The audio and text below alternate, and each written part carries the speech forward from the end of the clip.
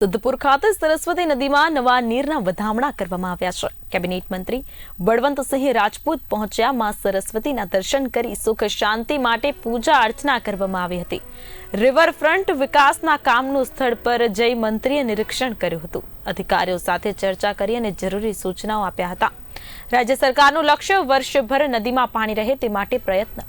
कार्यक्रम में पालिका प्रमुख अनिताबेन पटेल, एपीएमसी चेरमेन विष्णुभाई पटेल सहित अधिकारीओ हाजर रह्या हता। सिद्धपुर में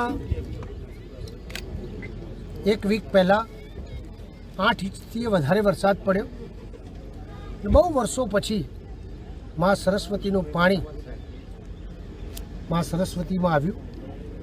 समग्र सिद्धपुर आजूबाजूनो विस्तार बहु उत्साहभेर मां सरस्वतीना વધાયા, દર્શન કર્યા। એની તક આજે અમે બધાએ પણ માં સરસ્વતીના દર્શન કરી, પૂજા કરી અને ખૂબ દિલમાં આનંદ થયો।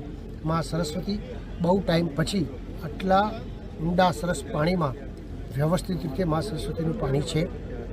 આવનાર સમયમાં આદરણીય પ્રધાનમંત્રી નરેન્દ્રભાઈ મોદી સાહેબ અને ગુજરાતના મુખ્યમંત્રી ભૂપેન્દ્રભાઈ પટેલ સાહેબ સપનું છે કે સરસ્વતી નદી 365 દિવસ ભરાઈ રહે, એના માટેની વ્યવસ્થા થાય।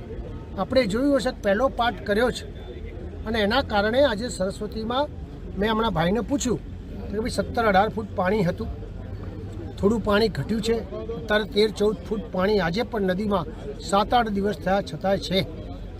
આવનાર સમયમાં 2-4 દિવસની અંદર ધરોઈથી પણ પાણી આ બાજુ આવવાનું છે, નર્મદાનું પણ પાણી આવવાનું છે। 365 દિવસ સરસ્વતી નદીમાં પાણી રહે એ પ્રકારની ગુજરાત સરકારે વ્યવસ્થા કરી છે।